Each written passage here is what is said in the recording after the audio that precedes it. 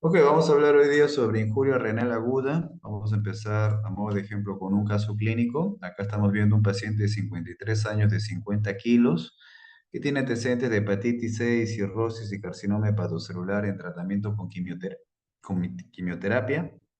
Toma tratamiento regular para la cirrosis, que son diuréticos, y viene porque tiene náuseas, vómitos, sed, no ingiere nada por vía oral y además está con fiebre, letárgico, al examen físico está hipotenso, presión en 80,50, taquicárdico.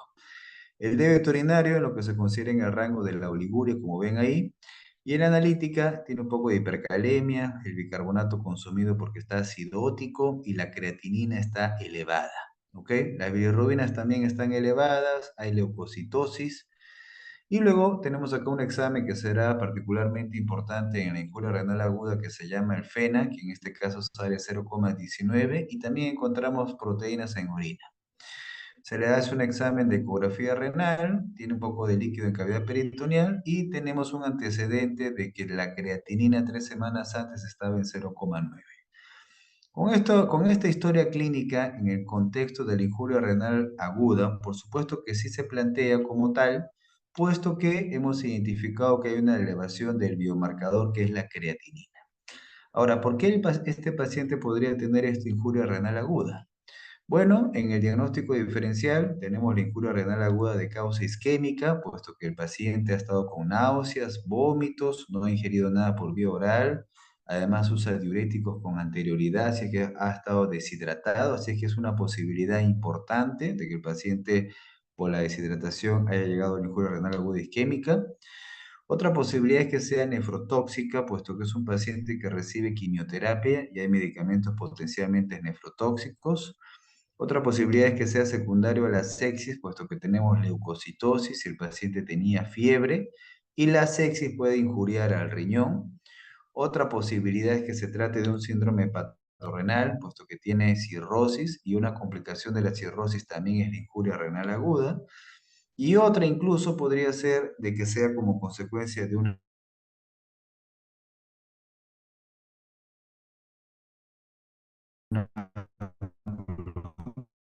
virulopatía, ya que el paciente le encontramos que tiene proteínas en orina.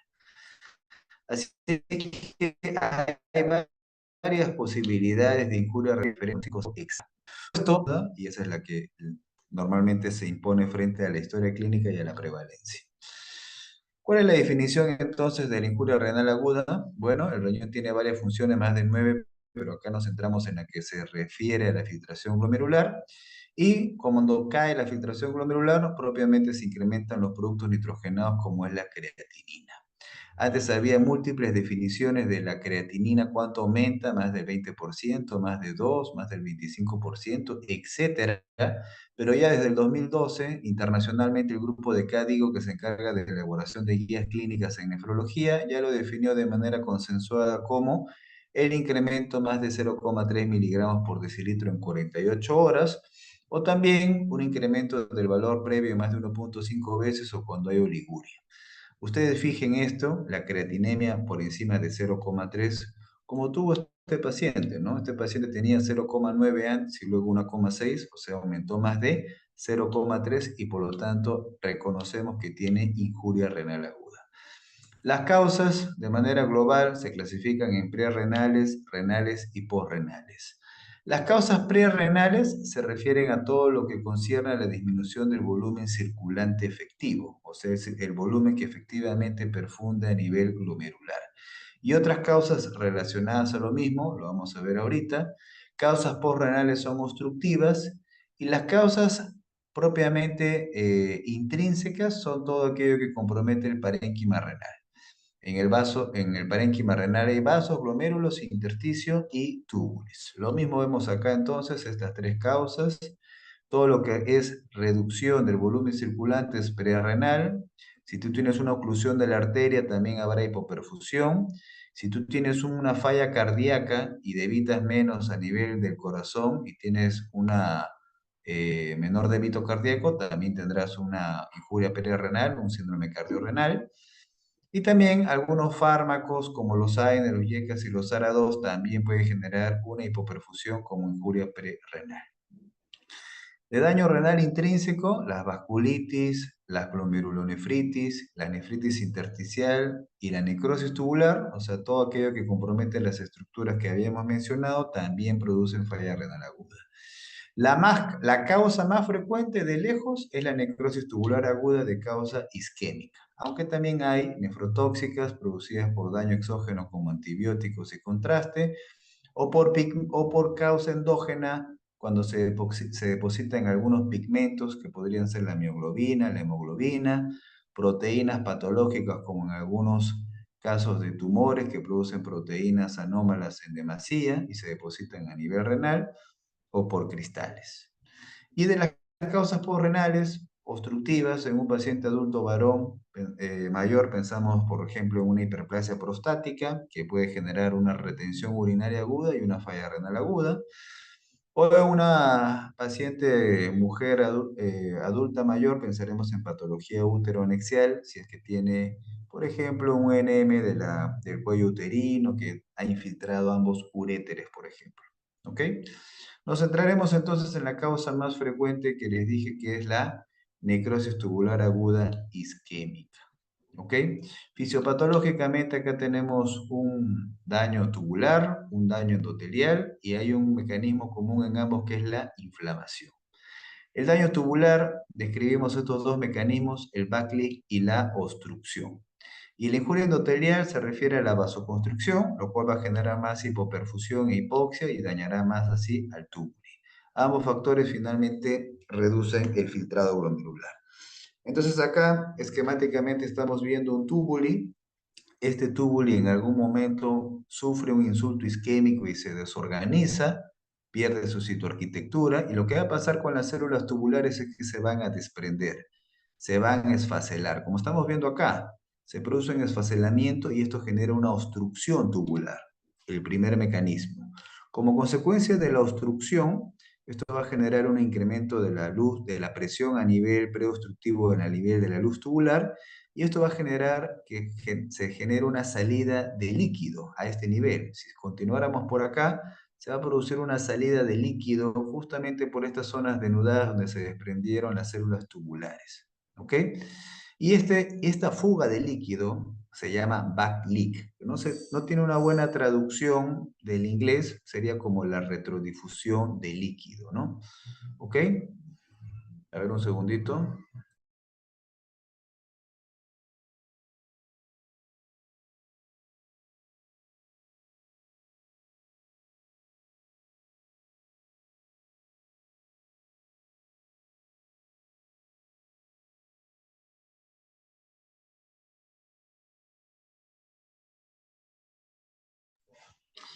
Ok, entonces les decía que el backlink no tiene una buena traducción, pero se entiende que sería esa difusión retrógrada del líquido, mejor lo entendemos como backlink, y en este caso va a difundir, se va a atravesar hacia el intersticio. En el intersticio, ¿qué cosa está? La red capilar peritubular. Así que la fuga de líquido hacia el intersticio a su vez va a producir un edema intersticial, y ese edema intersticial a su vez va a ocluir esta red capilar peritubular, afectando más la perfusión del túbulo. O sea que al final ambos mecanismos se complementan fisiopatológicamente. ¿Ok? Muy bien. Entonces yo puedo tener alteraciones de la perfusión, hablo del daño endotelial, hay daño hipóxico y hay finalmente la inflamación. En cuanto a la perfusión, miren, ustedes saben que los riñones son altamente vascularizados y normalmente predomina el flujo sanguíneo en la corteza y se va reduciendo progresivamente en la médula y en la médula interna, lo mismo que la concentración de oxígeno. Pero fíjense que hay zonas altamente metabólicas por su mayor número de mitocondrias que corresponde al segmento S3 del túbulo proximal y el asa ascendente gruesa. Zonas altamente vascularizadas, como lo están viendo acá. Estas zonas, en efecto, son las más proclives a sufrir un daño hipóxico frente a la isquemia. Este segmento, S3 y el asa ascendente gruesa de Henle, que corresponde a la médula externa, como están viendo ahí. ¿Ok? Entonces, la médula externa es la que más se va a afectar frente a la hipoperfusión como una necrosis tubular aguda. Cuando se produce una isquemia, normalmente el flujo sanguíneo se redistribuye, aumenta en la corteza, aumenta en la médula interna, más no así en la médula externa porque es la zona que se afecta más. Acá lo estamos viendo, normalmente esto es un riñón normal, pero acá que estamos viendo macroscópicamente es que ha habido un infarto. Por eso es que hay cambio de la coloración y que compromete más a la médula externa, ¿cierto? La zona más proclive a la isquemia. No tanto así en la médula interna ni en la corteza donde se redistribuyó el flujo de sangre. Cuando un paciente tiene hipovolemia, porque ahí puede estar el paciente deshidratado, con diarrea, con gran quemado que pierde agua, el paciente con hipovolemia por hemorragia, se activan los vasoreceptores. Esto activa al sistema RAS, a la angiotensina 2, la noradrenalina y finalmente a la vasopresina. Los tres tienen efecto incrementando el tono vascular y vasoconstricción, que finalmente agravará el lecho vascular renal, puesto que el organismo tendrá que redistribuir el volumen que no tiene, sacrificando el riñón, que es altamente vascularizado y recibe la cuarta parte del gasto cardíaco, y lo sacrifica para redistribuir ese volumen de sangre hacia órganos nobles como la circulación cerebral y coronaria, corazón. Por lo tanto, la vasoconstricción enérgica también en este caso reducirá el flujo sanguíneo, la filtración y generará isquemia. ¿Ok? Entonces, estos cambios endoteliares, además al mismo tiempo están relacionados con cambios reológicos que afectan la permeabilidad endotelial, aumentan las selectinas y eso también favorece la mayor llegada de células en inflamación. Vasoconstrictores, predomina la endotelina 1, la angiotensina 2, toda esta es la carga de vasoconstrictores, el tromboxano 2. En cambio, los vasodilatantes estarán reducidos como la acetilcolina, la bradicinina y el óxido nítrico. Entonces, si bien es cierto, la vasoconstricción es un factor potente en la fisiopatología de la necrosis tubular aguda, resulta que cuando experimentalmente se ha intentado dar sustancias vasodilatadoras, no se ha demostrado un gran efecto en la prevención o el tratamiento. ¿Esto qué significa? Que hay otros factores, no solamente el vascular, hemos hablado del tubular, sino también del factor inflamatorio. Ahora, en cuanto al daño celular hipóxico, miren, todo esto es lo que pasa en el túbulo. Este es un túbulo normal, que tiene sus microvellosidades, tiene sus bombas sodio-potasio ATPasa, como ven acá, y tiene sus integrinas que permiten que se adose su membrana basal.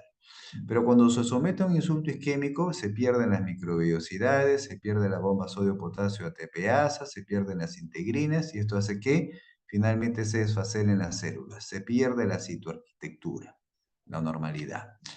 Entonces resulta que en las diferentes fases de una necrosis tubular aguda, inicialmente esto puede comenzar como un daño prerrenal, porque habíamos dicho que las causas prerrenales son todas aquellas que reducen el volumen circulante efectivo. Entonces ahí la hemorragia, la diarrea, la deshidratación también estará. La diferencia será es que en estas causas prerrenales normalmente son corregibles. O sea, si el paciente acude de manera oportuna y se lo hidrata, se le da fluidos, esto revierte la injuria renal aguda. O si es que el daño o la gravedad de la enfermedad diarreica, de deshidratación, vómitos o hemorragia no es tan severa, eso normalmente hace que revierta. Pero en la necrosis tubular aguda esto continúa, o sea, del daño prerrenal que no se corrigió fue el insulto muy grave, luego se continúa y se instala propiamente a necrosis tubular aguda, o sea, de prerrenal migra hacia un daño renal intrínseco por necrosis tubular aguda, daño tubular. Entonces inicia este daño, se extiende, lo cual ahí predominará la inflamación, se mantendrá y en este caso ahí podría muy bien incluso el paciente llegar hasta la oliguria o la anuria o requerir incluso terapia de hemodiálisis, pero luego resulta que hay una capacidad de regeneración. Justamente el riñón se sacrifica porque puede regenerarse tubularmente. Y esa regeneración y esa reparación hará que el paciente primero recupere la diuresis y luego ya se reduzcan los productos nitrogenados. ¿Ok? Entonces esto es lo mismo, un tubuli normal, sufre insulto isquémico, muerte, necrosis o apoptosis y finalmente hay una capacidad de regeneración celular. Si bien es cierto, le llamamos necrosis tubular aguda, en realidad en mayor cuantía lo que encontramos es injuria supletal o apoptosis. Cuando se produce hipoxia, se generan radicales libres, lo cual oxida todo lo que tiene a su alrededor. Se produce una injuria mitocondrial y se produce liberación de calcio, lo cual activa las proteasas y también agrava la necrosis. Entonces, en la inflamación, que es lo que faltó mencionar, resulta de que hay un incremento de la actividad y llegada de células, puesto que se ha favorecido la interacción de integrinas, moléculas de adhesión intercelular, vasculocelular, y estas células inflamatorias producen más citoquinas, como el factor de necrosis tumoral y la interleuquina 1, y al final todo esto facilita la inflamación. Acá está toda la llegada de células, ¿ok?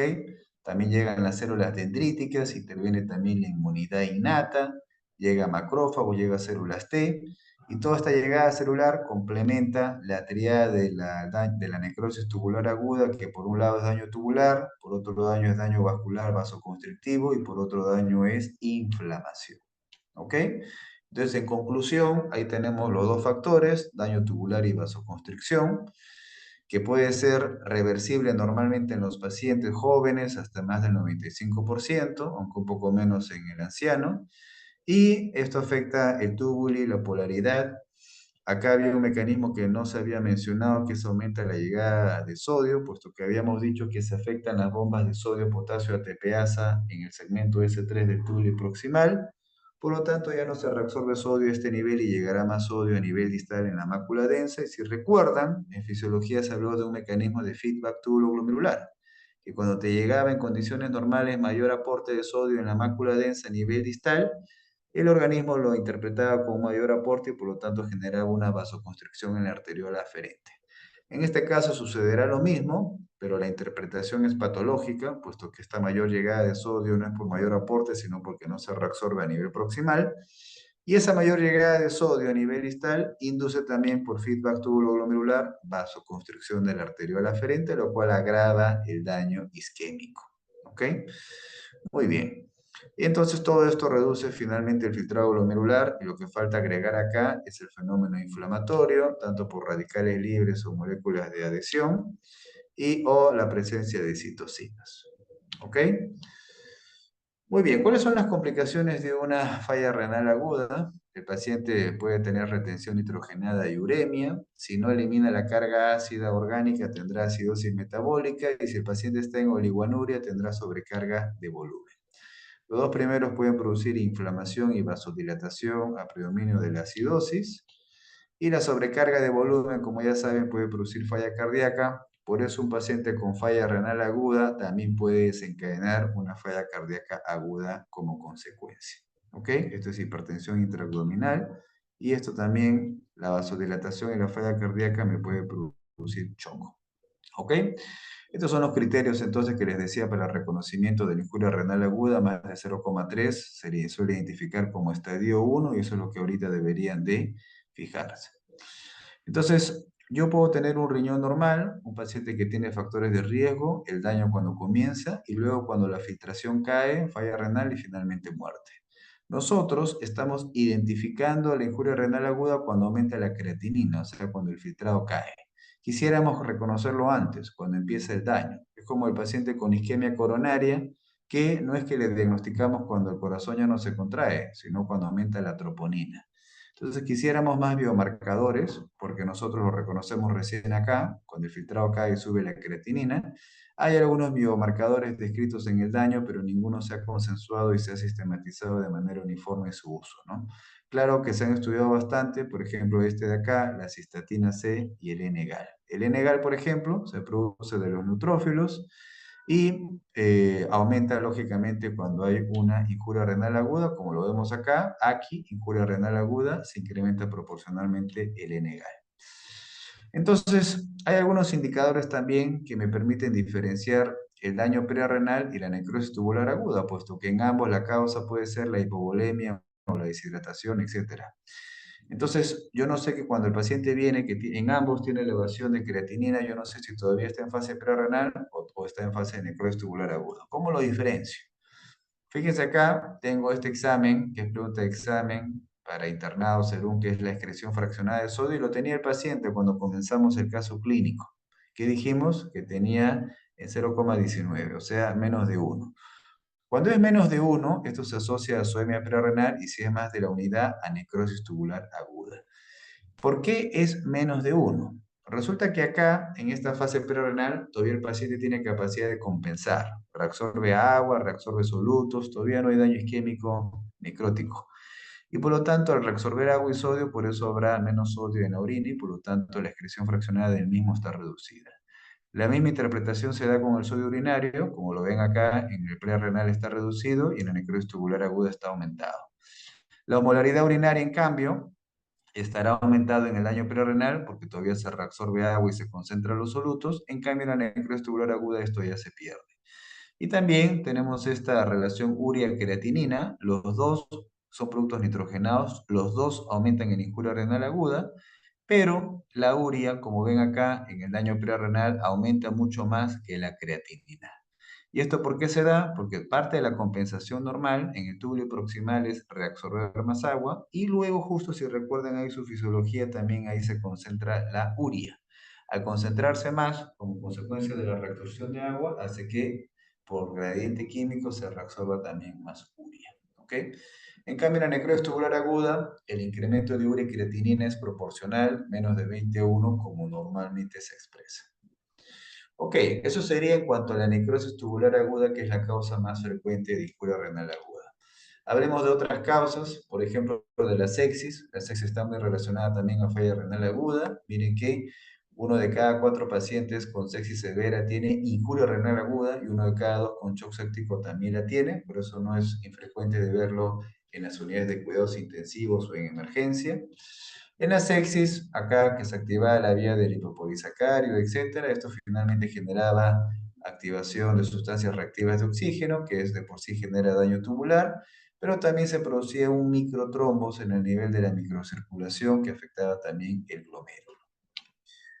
Otro mecanismo, lo que se postula es, por ejemplo, en la sepsis donde hay vasodilatación, acá en efecto hay vasodilatación tanto de la arteriola aferente, pero predomina más en la arteriola eferente, y si predomina más la vasodilatación de la arteriola eferente, entonces la salida de sangre será mayor que el ingreso y por lo tanto el filtrado acá y la presión caerá.